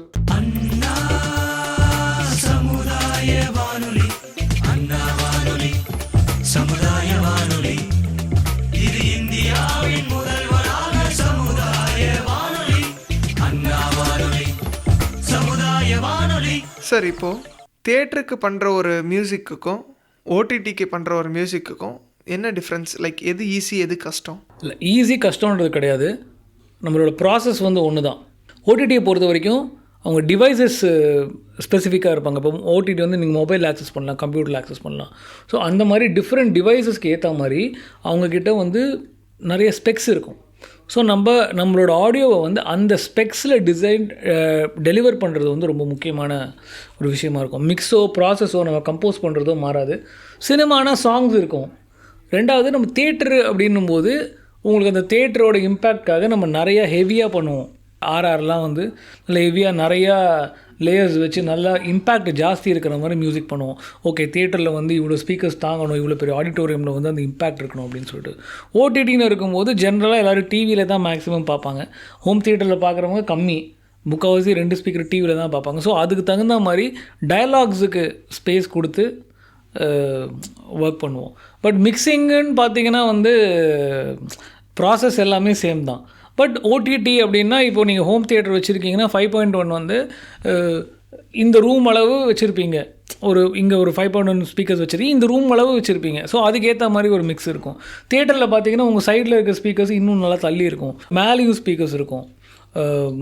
3Dன்னு சொல்கிறோம் இல்லையா, மேலே ஸ்பீக்கர்ஸ் இருக்கும். ஸ்பீக்கர் ஃப்ரண்ட்லேருந்து இம்பேக்ட் இருக்கும். நீங்கள் ஏரோவில் உட்காந்துருந்தீங்கன்னா அந்த இம்பேக்ட் ஏரோ வரைக்கும் கேட்கணும். ஸோ அது வந்து ஒரு எக்ஸ்பேண்டட் செட்டப்பாக இருக்கும், பெரிய செட்டப்பாக இருக்கும். ஸோ அதுக்கேற்ற மாதிரி கொஞ்சம் லெவல்ஸ்லாம் செட் பண்ணுவாங்க. ஸோ பட் ப்ராசஸ்னு பார்த்தீங்கன்னா சேம் தான். டெக்னிக்கல் ஸ்பெக்ஸ் மட்டும் மாறும் ஓடிடிக்கும் தியேட்டர்ஸ்க்கும். சார், இப்போ லாஜிக் ப்ரோவில் நம்ம மியூசிக் பண்ணும்போது அது ஸ்டெம்ஸ் வைஸ் தான் வரும். ஒரு மாஸ்டரிங் இன்ஜினியர்கிட்ட கொடுக்கும்போது அவங்க ஸ்டெம்ஸ் வைஸாக தான் கேட்பாங்களா, இல்லை எப்படி வேவ் ஃபைல் அப்படி கேட்டுருவாங்களா ஒரு தியேட்ரிக்கல் மிக்ஸுக்கு கொடுக்கும்போது? ஒரு ஸ்பாட்டிஃபை பண்ணுறோம் அப்படின்னா இல்லை, நீங்கள் ஸ்டெம்ஸ் கொடுக்கணும். தியேட்டர் மிக்சிங்க்கு ஸ்டெம்ஸ் கொடுக்கணும். நீங்கள் ஆடியோவில் கேட்குற ஸ்பாட்டிஃபைலையோ ஆடியோ பிளாட்ஃபார்மில் கேட்குற மிக்ஸ் வந்து மியூசிக் டைரக்டர் கொடுக்குறது. அது வந்து மியூசிக் டைரக்டர் வந்து மாஸ்டர் பண்ணி கொடுக்குறது. ஸோ எல்லா பாடல்களுமே நீங்கள் கேட்குறது வந்து ஆடியோ வெர்ஷன் வேறு, தியேட்டர் வெர்ஷன் வேறு, மிக்ஸாகவே வேறு. ஆடியோ வெர்ஷன் வேறு, தியேட்டர் வெர்ஷன் வேறு. ஸோ நீங்கள் ஆடியோ வெர்ஷனில் கேட்கும்போது ஒரு சில சவுண்ட்ஸ் எல்லாம் இன்னும் கிறிஸ்டல் கிளியராக இருக்கும். தியேட்டரில் இருக்கும்போது அந்த சவுண்ட் இருக்கவே இருக்காது. ஏன்னா தியேட்டரில் இருக்கும்போது நம்ம விஜுவலுக்கு ஃபஸ்ட்டு ஒர்க் பண்ணுவோம். ஸோ இந்த ஆடியோ வெர்ஷனுக்கு என்ன ஒர்க் பண்ணியிருக்கீங்களோ அதை வந்து ஸ்டெம்ஸாக நீங்கள் தியேட்டரில் போய் உட்காந்துக்கிட்டு ஒரு மிக்சிங் தியேட்டரை வாடகைக்கு எடுத்துகிட்டு அந்த மிக்சிங் தியேட்டரில் வந்து அந்த ஆடியோவை ஸ்ப்ரெட் பண்ணுவோம். எங்கே எது வரணும், லெஃப்ட்டில் என்ன வரணும், ரைட்டில் வரணும், சென்டரில் என்ன. அது வந்து ஸ்பேஷியல் ஆடியோ 5.1 இல்லை 7.1 இல்லை அட்மாஸோ இருக்கும். நீங்கள் ஆடியோவில் ஸ்பாட்டிஃபைல கேட்குறது வந்து ஸ்டீரியோ. இப்போ ஆடியோவிலுமே ஸ்பேஷியல் ஆடியோ வந்துருச்சு. நிறைய சாங் வந்து 7.1 டால்பி அட்மாஸ்லாம் சாங்ஸே கொடுக்குறாங்க. But majority of the consumers வந்து ஃபோனில் வந்து ஸ்டீரியோ தான் கன்சியூம் பண்ணுறாங்க. அதனால் நம்ம ஆல்பம் வந்து ஸ்டீரியோவில் தான் பண்ணுறோம். சார், இப்போ வர ஹெட்ஃபோன்ஸ்லாம் வந்துட்டு ஸ்பேஷியல் ஆடியோ அக்காமடேஷன் நிறைய இருக்குது. ஸோ அதுக்கும் தனியாக எப்படி மிக்சிங் பண்ணுவாங்களா, இல்லை ஸ்டீரியோ மிக்சிங்கே போதுமா? இல்லை, ஸ்டீரியோ மிக்சிங் வந்து 2 சேனல், ஸ்பேஷியல் ஆடியோ வந்து 7 சேனல். நீங்கள் அந்த ஹெட்ஃபோன்ஸ் யூஸ் பண்ணால் கூட அந்த 7 சேனலில் நீங்கள் மிக்ஸ் பண்ணி அந்த மிக்ஸ் பண்ண ஆடியோவை கேட்டிங்கன்னா தான் அது வந்து அந்த இம்பேக்ட் இருக்கும். இந்த சேம் தான். நீங்கள் 5.1 ஸ்பீக்கர்ஸ் வீட்டில் செட் பண்ணி வச்சுருக்கீங்க அப்படின்னா நீங்கள் போடுற படமோட ஆடியோ 5.1 என்கோட் ஆயிருந்தால் தான் அந்த 5.1 நீங்கள் ஃபீல் பண்ண முடியும். நீங்கள் 5.1 அந்த படத்தில் 5.1 இருக்கணும், கரெக்டான ஹார்ட்வேர் கனெக்ட் பண்ணியிருக்கணும், நீங்கள் ஸ்பீக்கரை கரெக்டாக ப்ளேஸ் பண்ணியிருக்கணும், அதுக்கப்புறம் நீங்கள் சென்டரில் போய் உட்காரணும். அப்போ தான் நீங்கள் வந்து அந்த சரௌண்டே ஃபேஸ் பண்ண முடியும். நீங்கள் 5.1ன்னு சொல்லிவிட்டு எல்லா ஸ்பீக்கரையும் ஃப்ரண்ட்டில் ஸ்ட்ரெயிட்டாக அடுக்கி வச்சுட்டிங்கன்னா எல்லாமே ஃப்ரண்ட்டில் இருந்தால் வரும். அது வந்து ஒரு இம்மர்சிவ் எக்ஸ்பீரியன்ஸே கிடையாது. அதே மாதிரி தான் அட்மாஸும், அதே மாதிரி தான் சரௌண்டும். ஸோ ஒன்று நீங்கள் என்கோட் பண்ணுற ஆடியோவில் அது இருக்கணும், அந்த ஸ்பீக்கர்ஸ் கரெக்டாக கனெக்ட் ஆகிருக்கணும் ஹார்ட்வேரில், அதுக்கப்புறம் அந்த ஸ்பீக்கரில் அது ஸ்ப்ளிட் ஆகி ப்ளே ஆகணும். இது எல்லாமே இருந்தால் தான் அது வந்து நீங்கள் ஸ்பேஷியல் ஆடியோவில் கேட்குறீங்கன்னு அர்த்தம். சில படங்கள் வந்து 5.1 பண்ணியிருக்க மாட்டாங்க, நீங்கள் ஸ்பீக்கர் மட்டும் பண்ணி என்ன பிரயோஜனம்? இப்போ நீங்கள் ஷார்ட் ஃபிலிம்ஸ்லாம் ஒர்க் பண்ணுறீங்கன்னா நீங்கள் ஸ்டீரியோவில் தான் ஒர்க் பண்ணுறீங்க. அப்போ 5.1 ஸ்பீக்கர் மட்டும் கனெக்ட் பண்ணிட்டு அது 5.1 தான். அதுக்கு 5.1 ஸ்பீக்கரில் நீங்கள் ஸ்டீரியோ கேட்குறீங்கன்னு அர்த்தம். அவ்வளோதான். சார், இந்த மிக்சிங் மாஸ்டரிங்னு சொல்கிறீங்களா, அது எந்த ஸ்டேஜில் வரும்? ப்ளஸ் அப்படின்னா கொஞ்சம் புரிகிற மாதிரி எளிமையாக சொல்ல முடியுமா சார்? மிக்சிங் அப்படின்றது வந்து ஒரு பாடலில் இருக்கிற எலிமெண்ட்ஸ், அதாவது பாடல்களில் இருக்கிற இன்ஸ்ட்ருமெண்ட்ஸு, அதுக்கப்புறம் குரல், இது எல்லாமே வந்து துல்லியமாக கேட்க வைக்கிறது தான் மிக்சிங். ஸோ ஒருத்தங்களை பாட வச்சுட்டு அதை கரெக்டாக ரெக்கார்ட் பண்ணிவிட்டு அதை கரெக்டான இன்ஸ்ட்ருமெண்ட்ஸை கரெக்டான மைக்கில் ரெக்கார்ட் பண்ணிட்டு அந்த ஒரு இன்ஸ்ட்ருமெண்ட் ரெக்கார்ட் பண்ணுறதுக்கு ஒரு விதம் இருக்குது. இன்றைக்கி டெக்னாலஜி அட்வான்ஸ் ஆகிட்டதுனால நல்ல மைக்ஸ் வந்துருச்சு. ஸோ எல்லா இன்ஸ்ட்ருமெண்ட்டையும் நம்மளால் துல்லியமாக ரெக்கார்ட் பண்ண முடியும். ஒரு 20 வருஷம் முன்னாடி இது பண்ண முடியாது, இவ்வளோ துல்லியமாக பண்ண முடியாது, இல்லை ஒரு 30 வருஷம் முன்னாடி இது பண்ண முடியாது. இன்றைக்கி அந்த மாதிரி பண்ணி மல்டி ட்ராக் ரெக்கார்டிங் தான் சொல்கிறோம். எல்லா இன்ஸ்ட்ருமெண்ட்டையும் தனித்தனியாக நம்மளால் மேனிப்புலேட் பண்ண முடியுது, இல்லை தனித்தனியாக நம்மளால் அதில் ஒர்க் பண்ண முடியுது. ஸோ ஒரு வயலன்ஸ் எடுக்கிறோம், கிட்டார் எடுக்கிறோம், ஃப்ளூட் எடுக்கிறோம், இது எல்லாமே எடுத்துகிட்டு அந்த ஆடியோவை நம்ம ப்ராசஸ் பண்ணி துல்லியமாக எது எங்கே கேட்கணும் அப்படின்றது மியூசிக் டைரக்டர் டிசைட் பண்ண மாதிரி நம்ம வந்து அந்த ஒர்க் பண்ண முடியுது இன்றைக்கி இருக்கிற டெக்னாலஜியில். ஸோ அந்த மாதிரி செய்து எல்லாத்தையுமே கரெக்டாக கேட்க வைக்கிறது மிக்சிங் அப்படின்னு சொல்லலாம்.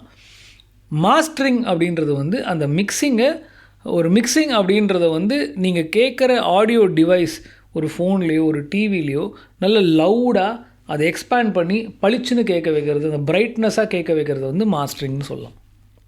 ஸோ மிக்சிங்கை முடிச்சுட்டு கடைசியில் மாஸ்டரிங் பண்ணுவோம். நன்றி சார். Okay sir. இப்போ நிறைய டெக்னாலஜி இம்ப்ரூவ்மெண்ட் ஆகிருக்கறனால நிறைய பேர் வந்து இப்போ ஏஐ மூலமாக மியூசிக் கற்றுக்குறாங்க, எனி ஸ்கில் எல்லாமே கற்றுக்குறாங்க. அதுமாதிரி எதாவது டேலண்ட்டை ஷோகேஸ் பண்ணால் கூட media, social media, digital media நிறைய இருக்குது. ஸோ ஒவ்வொரு யங்ஸ்டர்ஸாக இருக்கட்டும், மியூசிக் பேஷன் உள்ளவங்க வீட்லேயே ஓனாக ஸ்டூடியோ வச்சு நிறைய மியூசிக் டைரக்டர்ஸ் அங்கங்கே இருக்கிறாங்க. ஸோ இதை பற்றி நீங்கள் என்ன நினைக்கிறீங்க? ஸோ பட் ஜாப்னு வரும்போது அவங்களுக்கு மணி கொஞ்சம் கம்மியாக தான் இருக்குது. ஸோ இது எப்படி நினைக்கிறீங்க சார்? இல்லை, நீங்கள் வந்து நீச்சல் கற்றுக்கணுன்னா குளத்துக்குள்ளே குதிச்சு தான் ஆகணும். ஸோ நீங்கள் அதனால் வந்து நீங்கள் ரீல்ஸ் போடுறீங்க, அது உங்களுக்கு சந்தோஷமாக இருக்குது அப்படின்னா நீங்கள் அதே பண்ணிகிட்ருக்கலாம். அதில் ஒன்றும் இது கிடையாது. அதுலேயும் கண்டென்ட் இருக்குது, அதுலேயும் நிறைய பேர் சம்பாதிக்கிறாங்க, அதுலேயும் கண்டென்ட் போட்டு இன்ஸ்டாகிராம்லாம் சம்பாதிக்கிறாங்க, அது வந்துகிட்டே தான் இருப்பாங்க. பட் சினிமா அப்படின்னு வரும்பொழுது நீங்கள் ரீல்ஸ் ரெக்கார்ட் பண்ணி போடுற அளவு ஈஸி கிடையாது. சினிமாவில் வந்து டெக்னிக்காக கொஞ்சம் நிறைய விஷயம் தெரியணும். நீங்கள் ரா டேலண்ட்டாக இருக்கலாம், ஆனால் அந்த டேலண்ட்டை வந்து க்ரூம் பண்ணணும். ஒரு சினிமாக்குன்னு வரும்போது நீங்கள் ஒரு நல்ல சிங்கராக இருக்கலாம், ஆனால் ப்ளேபேக் சிங்கர் ஆகணும்னா அதுக்கு நீங்கள் ஒர்க் பண்ணணும். உங்கள் குரல் நல்லா இருக்கலாம், ஆனால் சிங்கர் ஆகணும்னா அதுக்கு நீங்கள் ஒர்க் பண்ணணும். ஸோ ஒரு குரல் நல்லா இருக்குது, நான் ரீல்ஸில் வந்து பாடுறேன், இல்லை நான் ரீல்ஸில் வந்து போடுறேன் அப்படின்றது வந்து ஒரு ஷார்ட்கட் டு ஃபேமாக இருக்கலாம். நீங்கள் பேஷனுக்காக அதை பண்ணால் அது பண்ணுறது நம்ம தப்பு சொல்ல முடியாது. பட் அதை வச்சு நம்ம ஒரு லாங்குவிட்டியான ஒரு கேரியர் இருக்கும் அப்படின்னு நம்ம வந்து எக்ஸ்பெக்ட் பண்ண முடியாது, எக்ஸ்பெக்ட் பண்ணவும் கூடாது. நீங்கள் இந்த கேரியர் வேணும்னா இதுக்கான விஷயங்கள், இதுக்கான ஸ்கில்ஸை வளர்த்துக்கிட்டு, டெக்னிக்கலாக ஸ்கில்ஸை வளர்த்துக்கிட்டு அதுக்கு நீங்கள் ஒர்க் பண்ணணும். நீங்கள் வந்து அதுக்கான ஒரு ஜேர்னியில் வந்து இறங்கணும். இன்னொன்று, சினிமா இண்டஸ்ட்ரியில் நெட்வொர்க்கிங் எவ்வளோ இம்பார்ட்டன்ட் நினைக்கிறீங்க? நெட்வொர்க்கிங் வந்து ரொம்ப ரொம்ப முக்கியம்னு நினைக்கிறேன் சினிமா இண்டஸ்ட்ரியில். ஏன்னா இங்கே வந்து நிறைய விஷயம் வந்து கன்வீனியன்ஸில் தான் நடக்குது. எனக்கு வந்து ஒரு பர்டிகுலர் மியூசிக் டைரக்டர் நாளைக்கு வந்து ஷூட்டு ஒரு ஆடுக்கு, ஒரு பர்டிகுலர் மியூசிக் டைரக்டர் வந்து ஃபோன் எடுக்கலை, ஏதோ பிஸியாக இருந்துட்டார். அதனால எனக்கு அடுத்தது ஃபோன் பண்ணாங்க, நான் ஃப்ரீயாக இருந்தேன், ஒரு ஆடு ஒன்று நான் பண்ணேன், நாளைக்கு ஷூட்டுக்கு இன்றைக்கி நான் ரெக்கார்ட் பண்ணி கொடுத்தேன். அதுக்கப்புறம் அந்த பர்டிகுலர் டைரக்டர் கூட நான் ஒரு 10 ஆடு ஒர்க் பண்ணேன். இப்போ இது எதுக்கு சொல்ல வரேன்? பெரிய டைரக்டர் எதுக்கு சொல்ல வந்தேன்னா, அவர் ஃபோன் எடுக்காமல் போனது தப்பும் கிடையாது, ஃபோன் எடுக்கணும் அப்படிலாம் இல்லை, அந்த சமயத்துக்கு யார் இருக்கான். ஸோ சினிமாவில் வந்து அந்த கன்வீனியன்ஸ் வந்து ரொம்ப ரொம்ப முக்கியம். கன்வீனியன்ஸை வச்சு தான் நிறைய விஷயங்கள் வந்து ஃபார்ம் ஆகுதே தவிர இந்த பர்டிகுலர் ஆள் வேணும்னு வெயிட் பண்ணுறதுலாம் இருக்குது, அதுவும் இருக்குது. பட் முக்கால்வாசி இப்போ நீங்கள் ஒரு ஷார்ட் ஃபிலிம் பண்ணுறீங்க, கேமராமேனாக நீங்கள் வந்து போயிட்டு சம்மந்தமே இல்லாத வேறு டிபார்ட்மெண்ட்லேருந்து ஒருத்தர் கூப்பிட மாட்டீங்க, உங்கள் ஃப்ரெண்டை தான் கூப்பிடுங்க. ஏன்னா உங்கள் ஃப்ரெண்டுக்கு உங்களை பிடிக்கும், உங்கள் கூட வருவார், உங்கள் கூட ட்ராவல் பண்ணுவார். ஸோ அந்த மாதிரி ஒரு ஷார்ட் ஃபிலிம் எடுக்கிறது நீங்கள் எப்படி ஒரு ஃப்ரெண்ட்ஸ் அந்த மாதிரி எடுக்கிறீங்களோ, சினிமாவில் உங்களுக்குன்னு ஒரு குரூப்ஸ், உங்களை ஒருத்தர் ஹெல்ப் பண்ணிக்கிற மாதிரி ஒரு நெட்வொர்க்கிங் வந்து ரொம்ப ரொம்ப முக்கியம். நீங்கள் ஒருத்தவங்களுக்கு ஹெல்ப் பண்ணுற மாதிரி அவங்க உங்களுக்கு ஹெல்ப் பண்ணுவாங்க. ஸோ இது மியூச்சுவல் பெனிஃபிட் அடைஞ்சு மியூச்சுவலாக ஒரு க்ரோத் வந்து சினிமாவில் தனியாக யாராலையும் வர முடியாது. எல்லாருக்குமே ஏதாவது ஒரு விதத்தில் ஏதாவது ஒரு ஹெல்ப் பண்ணியிருப்பாங்க. ஒரு ப்ரொடக்ஷன் மேனேஜர் போய் ஒரு ஆக்டரை சொல்லியிருப்பாங்க, உங்கள் ஆடிஷன் டேப்பை வந்து ஒரு அசிஸ்டன்ட் டைரக்டர் செலக்ட் பண்ணாதான் ஒரு டைரக்டரை பார்ப்பார், நீங்கள் ஒரு ஆக்டராக இருக்கீங்க அப்படின்னா. ஸோ எல்லா இடத்துலையுமே உங்களுக்கு ஒரு டீம் ஒர்க்கும் எல்லாரோட தயவும் தேவை சினிமாவில். ஸோ அப்படி இருக்கும்போது அந்த நெட்வொர்க்கிங்கும் உங்களுக்கு நிறைய பேர் தெரிஞ்சிருக்கிறதும், உங்களை சுற்றி சினிமாவில் இருக்கிற ஆட்கள் நிறைஞ்சிருக்கிறதும், நீங்கள் அவங்க கூட ஒரு நெட்வொர்க்கிங்கில் இருக்கிறதும் ரொம்ப ரொம்ப முக்கியமான ஒரு விஷயமா இருக்குது. நீங்கள் சொன்னீங்க இல்லையா, இப்போ இன்ஸ்டாகிராமில் நிறையா பேர் ரீல்ஸ் போடுறாங்க, டேலண்ட் இருக்காங்க, நிறைய பேர் எங்கெங்கெல்லாமோ டேலண்ட்ஸ்லாம் இருப்பாங்க. பட் ஏதாவது ஒரு சினிமாவுக்கு ஒரு ரெக்குவயர்மெண்ட்டுன்னு வந்துச்சுன்னா அவங்களோட ஃப்ரெண்ட்ஸ் அவங்களோட குரூப்பில் தான் தேடுவாங்களே தவிர ரொம்ப ரேர் கேஸ் இந்த மாதிரி போய் ஒரு பர்டிகுலர் ஆளை தேடுறதுலாம். ஸோ நெட்வொர்க்கிங் ரொம்ப ரொம்ப முக்கியம். இப்போ ஆல்ரெடி கேட்ட மாதிரி தான் இருக்கும் இந்த கொஸ்டினும். இப்போ நிறைய ஏஆர் ரஹ்மானாக இருக்கட்டும், ஈவன் கமல்ஹாசன் கூட ஏஐ ரிலேட்டடாக நிறைய கற்றுக்க ஆரம்பிச்சிட்டாங்க அவங்க இண்டஸ்ட்ரியில் இன்வால்வ் பண்ணதுக்கு. ஸோ நீங்கள் உங்களுடைய மியூசிக்கில் ஏஐ ரிலேட்டடாக ஏதாவது இன்வால்வ் பண்ணலாம்னு நினைக்கிறீங்களா? நான் வந்து இப்போ ஏஐயால் மியூசிக்கில் என்ன பண்ண முடியுது, நீங்கள் சொன்னீங்க இல்லையா பாட்டு போட்டால் கொடுக்குது. ஸோ ஏஐ வந்து மியூசிக்கில் என்னென்னலாம் பண்ணுது அப்படின்றத வந்து படிச்சுட்ருக்கேன். ஏஐ கூட நம்ம எப்படி கொலாபரேட் பண்ணி ஒர்க் பண்ணலாம் அப்படின்றத பார்த்துட்ருக்கேன். அந்த மாதிரி சில ப்ராஜெக்ட்ஸ் பண்ணியிருக்கேன். பட் அதை தாண்டி நான் ஏஐலாம் இன்னும் கற்றுக்க ஆரம்பிக்கல. ஓகே சார், எஃப்ஐஆர் படத்தில் ஒரு லவ் சாங் ஒன்று ஹிட் ஆச்சு. அந்த லவ் சாங் நீங்கள் மியூசிக் போடும்போது உங்களுக்கு எப்படி ஃபீல் ஆச்சு? அது ஹிட்டான பிறகு உங்களுக்கு எப்படி ஃபீல் இருந்துச்சு? அந்த பாட்டு எல்லாருக்குமே பிடிச்சது. க்ரூவில் இருக்க டைரக்டர், ஹீரோ எல்லாருக்குமே ரொம்ப பிடிச்ச பாட்டு அது. அந்த பாட்டு வந்து இனிஷியலாக எஃப்ஐஆருக்காக பண்ண பாட்டு இல்லை, அது வேறு ஒரு ஸ்கிரிப்டாக பண்ண பாட்டு. பட் அந்த பாட்டை நாங்கள் வந்து எஃப்ஐஆருக்கு யூஸ் பண்ணிக்கிட்டோம். பயணம் அப்படின்னு ஒரு சாங் அது. அது வந்து அபய் ஜோத்புர்கர் பாடியிருப்பாங்க. அது வந்து ஒரு ஹீரோ அண்ட் ஹீரோயினோட லவ் ட்ராக், அவங்களோட லவ் ஜேர்னியை சொல்கிற ஒரு சாங் அந்த பயணம்ன்ற சாங். 2 வரிகள் எங்களுக்காக பாட முடியுமா சார்? ட்ரை பண்ணுறேன். அதான்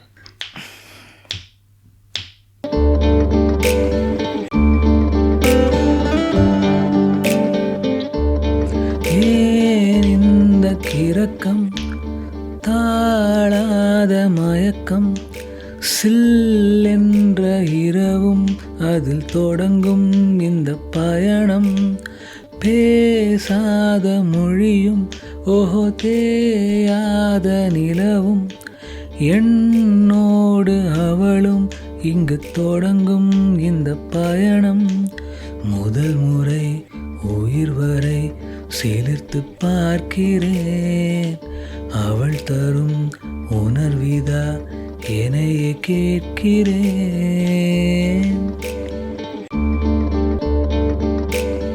அருமை சார். சார் இப்போது ரீசெண்டாக ஒரு கான்சர்ட்டில் வந்து இளையராஜா சார் வந்து சொல்லியிருந்தாங்க, யாருமே நிறைய பேர் வந்துட்டு கம்ப்யூட்டர் மியூசிக் தான் யூஸ் பண்ணுறாங்க, யாரும் இந்த ட்ரெடிஷ்னல் இன்ஸ்ட்ருமெண்ட் ஆர்டிஸ்ட்லாம் கூட்டு வந்து ரெக்கார்ட் பண்ண மாட்டாங்க அப்படி இது போகுது. ஸோ நீங்கள் வந்து எதை ப்ரிஃபர் பண்ணுவீங்க, either computer music R traditional instrument re-recording மாதிரியா? காம்பினேஷன் தாங்க. ஏன்னா கம்ப்யூட்டர் வந்து நம்மளோட எல்லாத்தையுமே சிம்பிளிஃபை பண்ணுது. இன்றைக்கி வந்து ஹியூமன் எரர்ஸை வந்து கம்மி பண்ணுது. நீங்கள் வந்து ஒரு மெட்ரோனோம் இருக்குது, கம்ப்யூட்டருக்கு, சாஃப்ட்வேர் எல்லாத்தையுமே பார்த்துக்குதுன்னும் போது நீங்கள் ஒரு இன்ஸ்ட்ருமெண்ட்டை ரெக்கார்ட் பண்ணும்போது துல்லியமாக ஒரு பிழை இல்லாமல் ரெக்கார்ட் பண்ண முடியுது.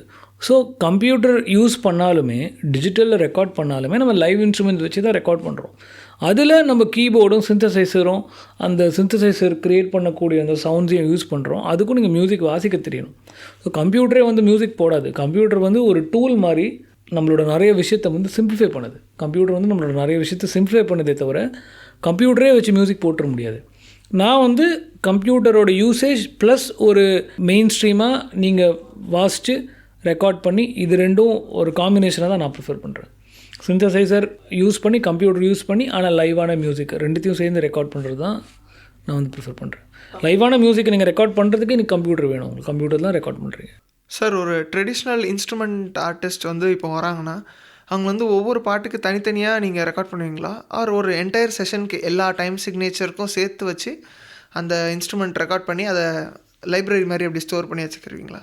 இல்லை, அது வந்து ரிக்குவயர்மெண்ட் பொறுத்து தான். இப்போ நான் இன்ஸ்பெக்டர் ரிஷியில் வந்து ஒரு ட்ரைபல் சாங் இருந்தது. அந்த ட்ரைபல் சாங்குக்கு நம்ம வந்து ஒரு பர்டிகுலர் ட்ரைபல் பீப்புள் எல்லாம் கூப்பிட்டு அவங்களோட இன்ஸ்ட்ருமெண்ட்ஸ் எல்லாம் கூப்பிட்டு அவங்களோட இன்ஸ்ட்ருமெண்ட்ஸை வச்சுட்டு ரெக்கார்ட் பண்ணி அந்த ரெக்கார்டெல்லாம் எடுத்து அவங்க வாசிக்கிறத நம்ம திருப்பியும் கம்ப்யூட்டர்ஸ் வச்சு சிலது கரெக்ட் பண்ணி, அவங்க கொஞ்சம் டெம்போலாம் மிஸ் ஆச்சுன்னா நம்ம கம்ப்யூட்டர்ஸ் வச்சு இது கரெக்ட் பண்ணி அந்த மாதிரி அவங்கள கூப்பிட்டு வச்சு ரெக்கார்ட் பண்ணி எடுத்தோம். ரெக்குவயர்மெண்ட்டு பொறுத்து தான். இப்போது சில ஆர்டிஸ்ட் இருக்காங்க, மியூசிக் சினிமாவில் வாசிக்கிற ஆர்டிஸ்ட் இருக்காங்க. அவங்க என்ன பண்ணுவாங்க, ஒரு செஷன் கூப்பிட்டு ஒரு படத்தோட ஃபுல் ஆர்ஆருக்கு வாசிச்சிருவாங்க. இப்போ ஃபுல் ரீரெக்கார்டிங் ஒரு படம் 2 மணி நேரம் இருக்குது, ஒரு ஃப்ளூட் பிளேயரை நம்ம கூப்பிட்றோம் அப்படின்னா காலையிலேருந்து ஒரு 3 மணி நேரம் 4 மணி நேரம் எடுத்து அந்த ஃபுல் படத்தில் எங்கெங்கெல்லாம் ஃப்ளூட் தேவையோ அதை வாசிச்சுட்டு போயிடுவார். ஸோ அந்த மாதிரி 2 மாதிரியும் பண்ணுறது உண்டு. நம்ம ரிக்குவயர்மெண்ட்டுக்கு தகுந்த மாதிரி தான்.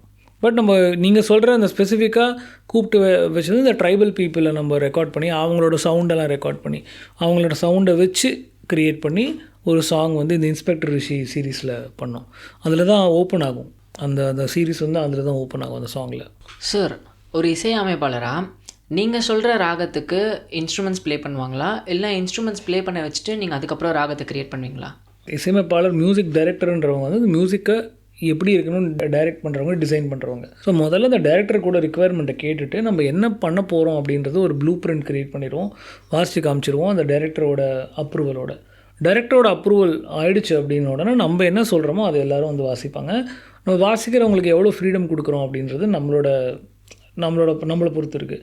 ஒரு சில பாடல்களில் வந்து நீங்கள் இந்த விஷயம் என்ன வேணாலும் பண்ணுங்கன்னு சொல்லலாம். சிலதில் வந்து இதை நீங்கள் இப்படி கரெக்டாக இதை மட்டும் வாசிங்கன்னு சொல்லலாம். ஒரு கொலாபரேட்டிவான ஒரு ஒர்க் தான். ஆனால் நம்ம என்ன பாடல்களை எப்படி டிசைன் பண்ணுறோமோ அதுக்கு அவங்க வாசிக்கிறது தான் அவங்களோட அதுதான் சிஸ்டம். அப்படி தான் ஒர்க் பண்ணுறோம். இப்போ உள்ள ரீசன்ட் சாங்ஸ் எல்லாமே வந்து ஓல்டு சாங்ஸை அப்படி ரிப்பீட் பண்ணுற மாதிரி இருக்கும். சம்டைம்ஸு நம்ம கேட்கும் போதே இது ஏற்கனவே கேட்ட பாட்டு மாதிரி இருக்கே அப்படின்னு தோணும். ஸோ இதை பற்றி நீங்கள் என்ன நினைக்கிறீங்க சார்? இன்ஃப்ளூயன்ஸ், நீங்கள் சொல்கிறது வந்து இன்ஃப்ளூயன்ஸ், பழைய பாடல்களோட தாக்கங்கள் அது வந்து எல்லாருக்குமே இருக்கும். எனக்கும் இருக்கும். என்னோடய மியூசிக்கில் இருக்கலாம், மற்றவங்க மியூசிக்கில் இருக்கலாம், ஒரு சில மியூசிக்கில் இல்லாமல் இருக்கலாம். ஸோ நம்ம கேட்டு வளர்ந்த ஒரு பாடல்களோட தாக்கம் வந்து நம்மளோட மியூசிக்கில் வெளிவரது வந்து ஒரு இயல்பான ஒரு விஷயந்தான். அதை நான் வந்து அவ்வளோ பெரிய தப்பாக பார்க்கல. அது எல்லாருக்கும் இம்மீடியட்டாக அதை ஞாபகப்படுத்துகிற மாதிரி இருந்துச்சு, இது அதே மாதிரி இருக்குது அப்படின்னா நம்ம மாற்றிடணும். இல்லை அது வந்து ஞாபகப்படுத்துகிற மாதிரி இருக்குது, அந்த ஃப்ளேவரில் இருக்குன்னா நான் அதை அப்படியே விட்டுருவேன். நான் அதை பெருசாக ஒரு அஃபென்ஸாக எடுத்துக்க மாட்டேன். இந்த பாட்டு மாதிரி இருக்கான்னா அப்படி இந்த பாட்டே நீ திருப்பி போட்டிருக்க அப்படின்னா நான் மாற்றிடுவேன். அது சம்டைம்ஸ் காப்பி ரைட் இஷ்யூ ஆகாதா? இல்லை, அதில் காப்பிரைட் இஷ்யூ எப்போ ஆகும்? நீங்கள் அதையே யூஸ் பண்ணால் தான் காப்பிரைட் இஷ்யூ ஆகும். நீங்கள் அந்த சாங்கோட நினைவு படுத்துது, அந்த சாங் மாதிரி இருக்குது, அந்த சாங்கை நினைவுபடுத்துது அப்படின்றது வந்து ஒரு பெரிய. இப்போ பயணம் சாங் எடுத்துக்கோங்களேன். நான் இந்த பயணம் சாங்கோட இன்ஸ்பிரேஷன் வந்து ஹோ பட்டர்ஃப்ளைன்னு ஒரு பாட்டு, பழைய இளையராஜாவோட பாட்டு. ஆஹா ஹோ பட்டர்ஃப்ளை நீ விரித்தால் சிறகை, இதுதான் அதோட இன்ஸ்பிரேஷன். நான் வந்து பயணம் சாங். ஸோ இந்த பாட்டு அந்த பாட்டுக்கு சம்மந்தமே கிடையாது. ஆனால் நான் வந்து இன்ஸ்பிரேஷன் எடுத்தது அந்த பாட்டில் இருந்தான். ஒரு சில பேர் என்கிட்ட இது அந்த பாட்டை ஞாபகப்படுத்துதுன்னு சொல்லியிருக்காங்க. அது ஓகே, அது வந்து அந்த லைன் கரெக்டாக இருக்கும். பட் நம்ம அதையே திரும்ப பண்ணோம் அப்படின்னா அது நான் முடிஞ்ச வரைக்கும் அவாய்ட் பண்ணிடுறேன். நீங்கள் அந்த என்டிடிவியில் ஒர்க் பண்ணுன்னு சொன்னீங்கல்ல, இப்போ நீங்கள் நிறைய ஷார்ட் ஃபிலிம்ஸ்க்கோ நிறைய மூவிஸ்க்கு மியூசிக் போடுறீங்க. ஸோ அதுலேருந்து இங்கே வந்தப்போ உங்களை நினச்சி பெருமைப்படுற விஷயம் என்ன சார்? நினச்சி பெருமைப்படுற விஷயம் ஒன்றும் இல்லை. மேபி இன்னும் கொஞ்சம் சீக்கிரம் நம்ம இந்த சைடு வந்திருக்கலான்னு தோணியிருக்கு. ஓகே, நம்ம வந்து கொஞ்சம் டிலேடாக இந்த டிசிஷன் எடுத்துட்டோமோ அப்படின்னு தோணியிருக்கோம். பட் ஆனால் எனக்கு அந்த என்டிடிவி கொடுத்த எக்ஸ்பீரியன்ஸ் வந்து ரொம்ப vast in terms of political understanding, in terms of news, in terms of இந்த கண்ட்ரியை பற்றின இருக்கிற ஒரு ஜென்ரல் நாலேஜ். இதெல்லாம் எனக்கு ரொம்ப என்டிடிவியில் ஒர்க் பண்ணும்போது எனக்கு அந்த 4 வருஷம் நிறையா பொது விஷயங்கள் எனக்கு தெரிஞ்சிச்சு. அது வந்து எனக்கு ப்ரௌடாக தான் இருக்கேன். அதுக்கப்புறம் என்டிடிவிலேருந்து இங்கே மியூசிக் வந்ததுக்கப்புறம் எனக்கு ரொம்ப நாள் அந்த தூங்கும்போது அந்த நியூஸ் கேட்டுகிட்டே இருக்கும் காதில். அந்த நியூஸ் படிக்கிற, அந்த ஆங்கர் நியூஸ் படிக்கிறது, அவங்க வேறு நியூஸ் அப்படியே படிச்சுட்டே இருப்பாங்க. அந்த நியூஸோட சவுண்டு வந்து அந்த காதில் அப்படியே கேட்டுகிட்டே இருக்கும். அது போகிறதுக்கு ரொம்ப நாள் ஆச்சு. சார், இப்போ வந்துட்டு ஒரு இன்ட்ரெஸ்டிங்கான ஒரு கொஸ்டின், நேயர்களுக்கும் இன்ட்ரெஸ்டிங்காக இருக்கும்னு நினைக்கிறேன். நீங்கள் படிக்கிற டைம்லேயோ ஆர் இப்போ யாரையாவது நினச்சி ஒரு லவ்வோட உங்களுக்கு வேறு நீங்கள் மெலடி பிடிக்கணுன்னு இருக்கீங்க, அந்த மாதிரி நினச்சி மியூசிக் போட்டிருக்கீங்களா? பீரியாடிக்கலாக மாறிட்டே இருக்கும். ஒரு ஆள் நிறைய பேரை நினச்சி தானே போடும். சார், மியூசிக் இண்டஸ்ட்ரியில் இப்போது டாப்னு பார்த்தா மியூசிக் டைரக்டர் தவிர்த்து மற்ற என்னென்ன ரோல்ஸ் இருக்குது சார்? அரேஞ்சர்ஸ் அப்படின்னு இருக்காங்க, கீபோர்ட் ப்ரோக்ராமர்ஸ்னு இருக்காங்க. அவங்க வந்து என்ன பண்ணுவோம், மியூசிக் டைரக்டர் டியூன் கொடுத்துட்டாங்க அப்படின்னா இந்த கீபோர்ட் ப்ரோக்ராமர்ஸ் வந்து இந்த டியூன் எப்படி கேட்கணும், என்ன மாதிரி இன்ஸ்ட்ருமெண்ட்ஸ் வரணும் அப்படின்னு சொல்லிட்டு அந்த சாங்கை டிசைன் பண்ணுவாங்க. அவங்க வந்து மியூசிக் டைரக்டர் கிட்ட ஒர்க் பண்ணுற கீபோர்ட் பிளேயர்னு சொல்லுவாங்க. இப்போ ரஹ்மான் சார்கிட்ட ஹாரிஸ் ஜெயராஜ் அப்படி ஒர்க் பண்ணியிருக்காரு, இளையராஜா சார்கிட்ட ஏஆர் ரஹ்மான் சார் அப்படி ஒர்க் பண்ணியிருக்காரு. இந்த மாதிரி நிறைய மியூசிக் டைரக்டர்ஸ் வந்து அரேஞ்சர்ஸாக ஒர்க் பண்ணியிருக்காங்க, ப்ரோக்ராமர்ஸாக கீபோர்ட் ப்ரோக்ராமர்ஸாக ஒர்க் பண்ணியிருக்காங்க. அவங்ககிட்ட ஒரு கீபோர்டு இருக்கும், அந்த கீபோர்டில் அவங்க இந்த சாங்கை என்டையர் சாங்கை வந்து டிசைன் பண்ணுவாங்க. அது வந்து ஒரு முக்கியமான வேலை. ரெண்டாவது இன்ஸ்ட்ருமெண்டல் பிளேயர்ஸ் வந்து அவங்க ஒரு இன்ஸ்ட்ருமெண்டலில் மாஸ்டராக இருப்பாங்க. ஒரு இன்ஸ்ட்ருமெண்ட்டில், ஒரு கீபோர்டில் இல்லை, கீபோர்டு வந்து முக்கால்வாசி கீபோர்ட் பிளேயர் வாசிச்சிருவாங்க. ஒரு கிட்டார்லேயோ இல்லை ஃப்ளூட்லேயோ இல்லை வயலின்லேயோ மாஸ்டராக இருப்பாங்க. அவங்க வந்து இந்த படத்துக்கு என்ன ரிக்குவயர்மெண்ட்டோ அந்த நோட்ஸை வந்து கீபோர்டில் வாசித்து வச்சுருக்கிற நோட்ஸை கேட்டுட்டு அவங்க அந்த வயலின்லேயோ அந்த ஃப்ளூட்லேயோ அதை வாசிச்சிருவாங்க. ஸோ இன்ஸ்ட்ருமெண்ட் பிளேயர்ஸ் இருக்காங்க, சவுண்ட் ரெக்கார்டிஸ்ட் இருக்காங்க. இப்போ ஒரு மியூசிக்கை எப்படி ரெக்கார்ட் பண்ணணும், நல்லா ரெக்கார்ட் பண்ணால் தான் உங்ககிட்ட நல்லா கொண்டு போய் சேர்க்க முடியும். அப்போது அது நல்லா ரெக்கார்ட் பண்ணுற சவுண்ட் இன்ஜினியர், அதுக்குன்னு ஒரு பர்டிகுலர் மைக்கு, கிட்டார் எப்படி ரெக்கார்ட் பண்ணணும்னு தெரிஞ்ச சவுண்ட் இன்ஜினியர், கிட்டாரில் எங்கே மைக்கு வைக்கணும், மிருதங்கம் வாசிக்கும் போது எங்கே மைக் வைக்கணும். ஸோ இன்ஸ்ட்ருமெண்ட்ஸை பற்றி ஒரு நாலேஜ் இருக்கிற ஒரு சவுண்ட் இன்ஜினியர், அதை கரெக்டாக அந்த சவுண்டை கேப்சர் பண்ணக்கூடிய ஒரு சவுண்ட் இன்ஜினியர், அதுக்கப்புறம் சாஃப்ட்வேரில் ஒர்க் பண்ணுற நாலேஜ் இருக்கணும். ஸோ இதை பண்ணுற ஒரு சவுண்ட் இன்ஜினியர், ரெக்கார்டிங் இன்ஜினியர்னு சொல்லுவோம். அதுக்கப்புறம் மிக்சிங் பண்ணுறது இன்னொரு இன்ஜினியர், அது வந்து மிக்சிங் இன்ஜினியர்னு சொல்லுவோம். இந்த சாங்கை வந்து துல்லியமாக வெளியே கேட்க வைக்கிறது, துல்லியமாக எது ஃப்ரண்ட்டில் இருக்கணும், எது பேக்கில் இருக்கணும், வாய்ஸ் எங்கே இருக்கணும், கிட்டார் எங்கே இருக்கணும்னு அந்த சாங்கை மொத்தமாக ஒரு டிசைன் பண்ணி உங்களுக்கு வெளியே கேட்குறதுக்கு அழகாக கொடுக்குற ஒரு மிக்சிங் இன்ஜினியர், அது ஒரு முக்கியமான ஒரு ரோல் இருக்குது. அரேஞ்சர்ஸ், மிக்சிங் இன்ஜினியர், இதை தவிர இப்போ வந்து நிறைய பேர் வந்து ப்ராஜெக்ட் கோஆர்டினேட்டர்லாம் கூட இருக்காங்க. ஒரு பொன்னியின் செல்வன் மாதிரி ஒரு பெரிய படங்கள் பண்ணும்போது அந்த படத்தில் எவ்வளோ சாங் இருக்குது, எத்தனை சுச்சுவேஷன்ஸ் இருக்குது, அதுக்கெல்லாம் வந்து கரெக்டாக ப்ரொடக்ஷன் கிட்ட கோஆர்டினேட் பண்ணுறதுக்கு மியூசிக் டைரக்டர் எப்போதும் ஃபோன் எடுத்து பேசிகிட்டு இருக்க முடியாது.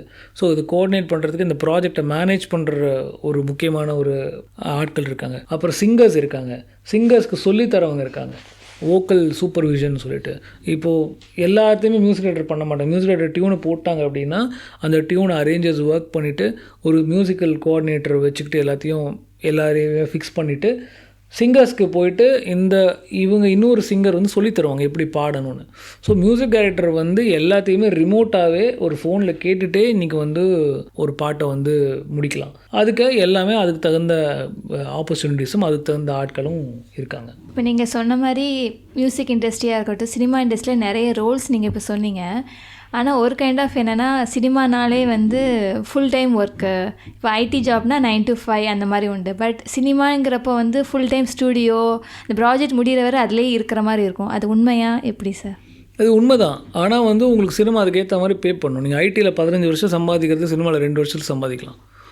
நீங்கள் வந்து ஒரு டைரக்டர் வந்து அவ்வளோ கஷ்டப்படுறாங்க, அவ்வளோ ஒர்க் ரவுண்ட் த கிளாக் பண்ணுறாங்க அப்படின்னா அந்த டைரக்டருக்கு உண்டான அந்த படம் ஹிட் ஆகிடுச்சுன்னா அதுக்கான சன்மானம் கிடைக்கும். அந்த ப்ரொடியூசர் பணம் போடுறாங்க அப்படின்னா நீங்கள் ரியல் எஸ்டேட்டில் இல்லாத அளவுக்கு உங்களுக்கு அதில் படம் வந்து சினிமா கொடுக்கும்.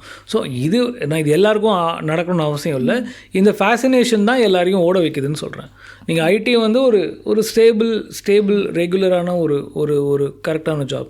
பட் இது க்ரியேட்டிவ் ஃபீல்டு. ஒன்ஸ் நீங்கள் இதில் ஜெயிச்சிட்டிங்க, க்ரியேட்டிவ் ஃபீல்டில் ஒரு க்ரியேட்டராக நீங்கள் ஜெயிச்சிட்டிங்க அப்படின்னா கண்டிப்பாக அதுக்கான உங்களுக்கு அங்கீகாரம் கிடைக்கும், அதுக்கான மானிட்டரி பெனிஃபிட்ஸ் கிடைக்கும், அதுக்கான உங்களுக்கு லக்ஸுரி வந்து உங்கள் லைஃப்பில் ரொம்ப சின்ன அமௌண்ட் ஆஃப் டைம்லேயே உங்களுக்கு கிடச்சிரும். ஓகே சார், உங்களோட ஃபஸ்ட்டு படம் வந்து என்ன அண்ட் வரிசையாக அப்படி உங்களோட அந்த டைம் அந்த படத்தோட பே எவ்வளோ அண்ட் இப்போ உங்களோட பே?